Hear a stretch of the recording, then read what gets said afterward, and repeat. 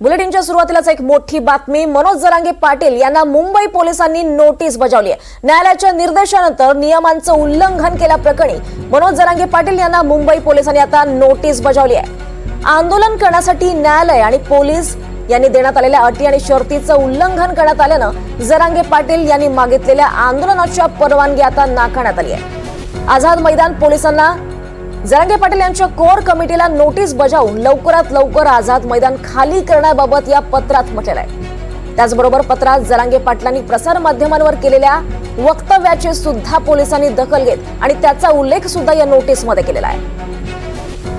आताची महत्त्वाची अपडेट पाहतोय, मोठी अपडेट आपण पाहतोय। मनोज जरांगे पाटील यांना मुंबई पोलिसांनी नोटीस बजावलेली आहे। आज जरांगेंच्या उपोषणाचा 5वा दिवस आहे। आंदोलन अधिकाधिक तीव्र होत जात आहे आणि त्या पार्श्वभूमीवर ही महत्त्वाची बातमी म्हणावी लागेल, मोठी बातमी म्हणावी लागेल। अधिक माहिती घेऊयात आमचे प्रतिनिधी मोहसिन शेख यांच्याकडून। मोहसिन, हे आंदोलन एक वेगळी दिशा घेत असताना आता एक महत्त्वाची अपडेट समोर आली की मुंबई पोलिसांनी नोटीस बजावली आहे जरांगेंना। काय नेमकं या नोटीसीत म्हटलेलं आहे? दीपाली, ही अत्यंत मोठी बातमी म्हणता येईल। आता दुपारी या सगळ्या गोष्टीवर सुनावणी होणार होती, मात्र त्यापूर्वी मुंबई पोलिसांनी, आझाद मैदान पोलिसांनी ही नोटीस काढलेली आहे। जरांगे यांची जी कोर कमिटी आहे, 8 सदस्य आहे, या सगळ्यांना ही नोटीस पाठवण्यात आलेली आहे आणि या नोटीसमध्ये शेवटचा पॅराग्राफ आपण जर बघितला तर अत्यंत महत्त्वाचा आहे। त्यात असं म्हणण्यात आलेलं आहे की जी परवानगी तुम्ही आंदोलनासाठी मागितली होती 1 तारखेला ती नाकारण्यात येत आहे आणि शेवटची वेळ त्यानुसार आझाद मैदान परिसरात लवकरात लवकर रिक्त करा अशा थेट आदेश जे आहे तर आझाद मैदान पोलिसांनी दिलेला आहे। त्यामुळे आता या आंदोलनाबाबतची अत्यंत मोठी बातमी आहे। एकीकडे या मैदानावर जे आहे तर मोठं वॉटरप्रूफ मंडप जे आहे तर टाकण्याला सुरुवात झालेली आहे कालपासून, आणि दुसरीकडे आता हे सगळं आझाद मैदान खाली करण्याचा आदेश जे आहे तर पोलिसांनी दिलेले आहे। आणि विशेष म्हणजे या सगळ्या नोटीसमध्ये अत्यंत महत्त्वाच्या गोष्टी ज्या आहेत तर मांडण्यात आलेल्या आहेत, ज्यात या आंदोलनामुळे मुंबईतील जनजीवन विस्कळीत झालाय असा जे आहे तर पोलिसांनी या नोटीसमध्ये म्हटलेलं आहे। सोबतच या आंदोलकांच्या बेकायदेशीर कृत्य असा शब्द मुंबई पोलिसांनी वापरलेला आहे। बेकायदेशीर कृत्य मुंबई शहरात सार्वजनिक जे आहे तर सार्वजनिक सुरक्षेचा गंभीर बाधा निर्माण होते। त्यामुळे आता ह्या आंदोलनाची परवानगी नाकारण्यात येत आहे आणि लवकरात लवकर आझाद मैदान खाली करा असे आदेश पोलिसांनी दिलेले आहेत। त्यामुळे ही आत्ताची अत्यंत महत्त्वाची बातमी आहे। आता यावर मनोज जरांगे यांचं काय रिॲक्शन असणार आहे हे पाहणं महत्त्वाचं असणार आहे। सुरुवातीला 1 दिवसाची परवानगी देण्यात आली होती संध्याकाळी 6 वाजेपर्यंत, मात्र दुसऱ्या दिवशी परत परवानगी वाढून देण्यात आली।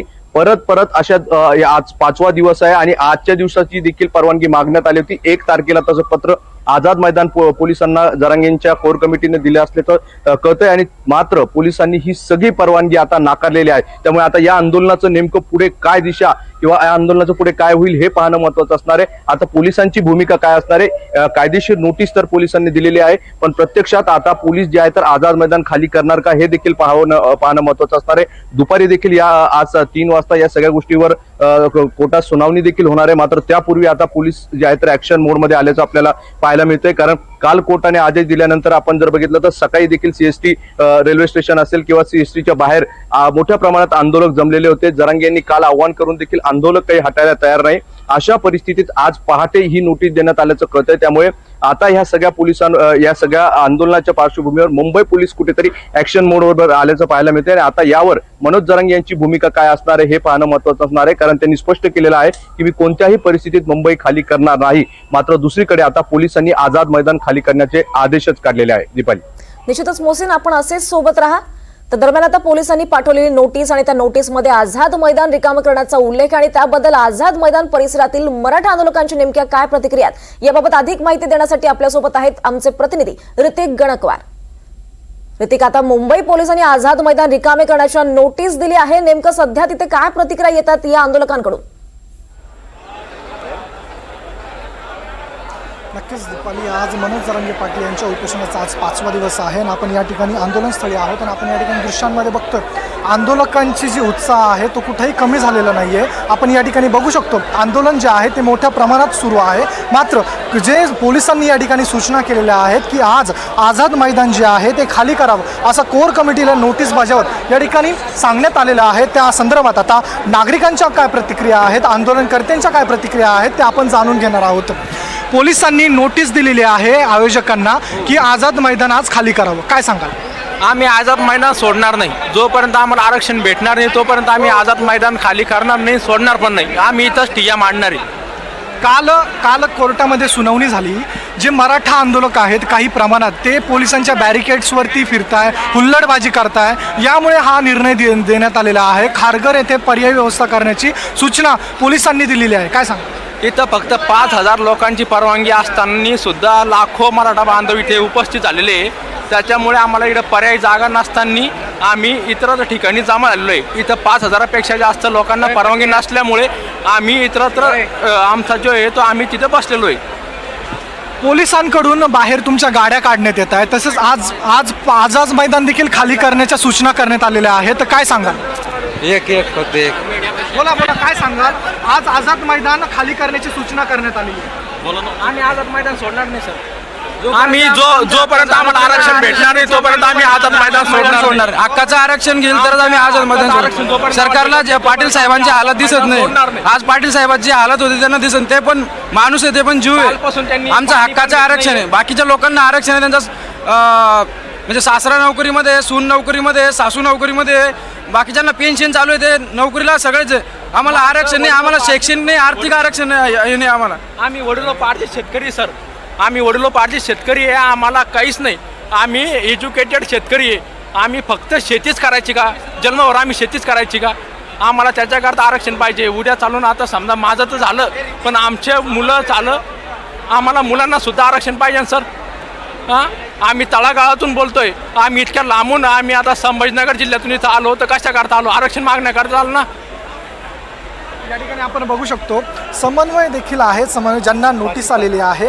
काय सांगाल? पोलिसांनी नोटीस दिलेली आहे की आझाद मैदान खाली करावं. आता बाहेरचे रस्ते तर खाली करण्यातच येत आहे, मात्र आता आझाद मैदान देखील खाली करण्याची सूचना केली आहे पोलिसांनी. आम्ही प्रत्येक नोटिशीला विनंतीच केलेली आहे आणि प्रत्येक दिवशीची परवानगी आम्ही प्रत्येक दिवशी अर्ज देऊनच घेतलेली आहे. असा एकही दिवस असा नाही की आमचं आंदोलन जे चालू आहे त्या आंदोलनाची परवानगी घेतली असं काहीच नाही. परंतु काय करते सरकार कोर्टाला वेगळ्या प्रकारचं चुकीचं गाईड करते असं मला वाटायला लागलं. कारण कोर्ट कधीही असं म्हणणार नाही किंवा कोर्टाला या लोकशाही प्रणालीमध्ये किंवा संविधानाने दिलेल्या हक्कामुळे आपल्याला कुठेही आंदोलन करता येतं, केव्हाही आंदोलन करता येतं. आणि ते आंदोलन करण्यासाठी मी 27 जुलैपासून आतापर्यंत प्रत्येक वेळी आपण त्याच्या परवानग्या घेतलेल्या आहेत. मग जर तुम्हाला परवानगी घेतलेली असताना सर गव्हर्नमेंट ह्या चुकीच्या आमचं अन्न पाणी धान्य सगळं बंद केलं या ठिकाणचं, मग ह्या लोकांना खायचं काय? या लोकांना जी खायची गोष्टी असतील त्यामुळे ते महाराष्ट्रामधून येणारा जो मराठा समाज आहे, जी लोक आहेत, हे फक्त मराठाच नाही अनेक वेगवेगळ्या जातीचे लोक त्यांना सामान घेऊन या ठिकाणी यायला लागले. आणि मग ते गाड्या घेऊन आल्यानंतर ते बाहेर उभं राहणारच ना मुंबईला. आणि जे काही 5,000 लोक आहेत आम्ही फक्त आतमध्ये 5,000 लोक घेतलेले आहेत. जो बाकीचा बाहेरचा समाज आहे तो त्यांना भेट द्यायला आलेला आहे. तो भेट देऊन येईल, काही करेल. महाराष्ट्रामधले अनेक लोक त्यांना भेटी देऊन येऊ शकतात. परंतु आमची कोर्टाला न्यायालयाला विनंती राहील की आम्ही कोणत्याही प्रकारचं चुकीचं कार्यक्रम करत नाहीत, चुकीचं कृत्य करत नाहीत, अडथळा कोणालाही निर्माण करत नाहीत. संयम शांतता हीच आमची कायमस्वरूपीचं ब्रीदवाक्य आहे आणि त्या त्रिसूत्रीनुसारच आम्ही आमचं चालवत आहोत. कोर्टाला परत एकदा विनंती राहील की सरकारच्या चुकीच्या याला आपण दाद देऊ नये. काही प्रमाणात जे आंदोलक आहेत ते हुल्लडबाजी करताना पाहायला मिळतात. तीच सुनावणी काल कोर्टामध्ये झाली. यामुळे कोर्टाने आदेश दिले. पोलिसांनी देखील या नोटिसीमध्ये विशेष टिप्पणी जी केली आहे कोर्टाने त्याचा उल्लेख केलेला आहे. दुसरीकडे खारघरमध्ये पर्यायी व्यवस्था करण्यात यावी अशी पोलिसांनी शासनाला विनंती केलेली आहे. मग आता पोलिसांनी जर बळाचा वापर केला तर आपण काय कराल? आता आझाद मैदान तर आज खाली करायला सांगितलं आहे, तसेच बाहेरचा परिसर देखील आज 4 वाजेपर्यंत खाली करण्यास सांगितलं. नाही, मला नाही वाटत पोलीस बळाचा वापर करतात.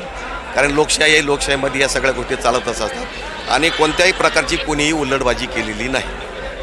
काय शेवटी या ग्राउंडमध्ये ते पोरं खेळतात, मग दिवसभर करतील तरी काय? आपल्या ग्रामीण भागातले ते खेळ आहेत आणि तुम्हाला ग्रामीण भागातले खेळ जर त्याची हुल्लडबाजी वाजवत असेल तर त्याचं दुर्दैव आहे. हे फार वाईट आहे. कारण महाराष्ट्रामधला एक समाज आणि शेतकरी समाजातलं एक या ठिकाणी आलेलं आहे, स्वतःचं आंदोलन स्वतःच्या न्याय हक्कासाठी करत आहे. आणि ते जर त्या पद्धतीने इथं 4-4 दिवस या ठिकाणी राहून आणि मग आंदोलनाच्या स्थळी मग हे वेगवेगळ्या प्रकारचे त्यांनी खेळ जर खेळले असतील त्याला हुल्लडबाजी म्हणले जात असेल तर हे दुर्दैव आहे. आणि खारघरला वगैरे आम्ही आपण गेलो ना, आमच्या काही गाड्या लावल्या, आता या ठिकाणी पार्किंग दिली त्या पार्किंगमध्ये लावल्या, दुसरं ग्राउंड दिलं त्यामध्ये पार्किंग लावलेली आहे. आम्ही तुमचं ऐकत नाही असं नाही, आम्ही प्रत्येक गोष्टी ऐकतो. वाशी मार्केटमध्ये थांबलेलो आहे आम्ही. पोलिसांनी सांगितलेलं आहे आझाद मैदान खाली करा. मग तुम्ही तुमच्या निर्णयावर ठाम आहात की आझाद मैदान येथे आंदोलन सुरूच राहील? आंदोलन तर चालूच आहे आपलं, त्यामुळे आम्ही परत एकदा विनंती करणार आहे शासनाला. निश्चितच ऋतिक, त्यामुळे आपण पाहतोय की एकीकडे पोलिसांनी नोटीस दिले, मात्र दुसरीकडे आंदोलक हे आपल्या मागणीवर इथे आंदोलन करण्यावर ठाम दिसत आहेत. आणखी अपडेट्स तुमच्याकडनं घेत राहू. तुर्तास धन्यवाद या सगळ्या सविस्तर माहितीसाठी. तर मोहसिन सुद्धा आपल्या सोबत होते, अधिक माहिती देत होते. मोहसिन, आपलेही आभार. तर आज दुपारी 12 वाजेपर्यंत मुंबईतील रस्ते मोकळे कराचे आदेश मुंबई हायकोर्टाने दिलेत आणि त्यानुसार आता दक्षिण मुंबईतले रस्ते मोकळे करण्यासाठी पोलिसांनी एक कार्यवाही सुरू केली आहे. आंदोलकांच्या गाड्या आणि रस्त्यांवर गर्दी केलेल्यांना बाजूला करण्याचं काम पोलिसांनी सुरू केलेलं आहे. दरम्यान मराठा आरक्षणासाठी सुरू असलेल्या आंदोलनात राज्य सरकारनं दिलेल्या परवानगीतील अटी शर्तींचा जरांगे पाटील आणि वीरेंद्र पवार यांनी भंग केलाय, असं कोर्टाच्या आदेशाच्या प्रतमध्ये उल्लेख आहे. त्याचबरोबर गणपती उत्सव सुरू असल्यानं रस्ते सुरळीत होतील, आंदोलक तिथून माघारी जातील आणि सर्व बळकावलेल्या जागा आज दुपारी 12 पर्यंत मुक्त करणं हे सुनिश्चित करावं, असा आदेश सुद्धा हायकोर्टाने राज्य सरकारला दिलाय. दरम्यान न्यायालयाच्या निर्देशानंतर मध्यरात्री मुंबई पोलिसांनी आझाद मैदान परिसरात, त्याचबरोबर छत्रपती शिवाजी महाराज टर्मिनस परिसरात आंदोलकांच्या उभ्या गाड्या पोलिसांनी काढायला सुरुवात केलेली आहे. त्याचबरोबर हा परिसर पालिकेच्या वतीनं स्वच्छ करायला सुद्धा आता सुरुवात झाली आहे.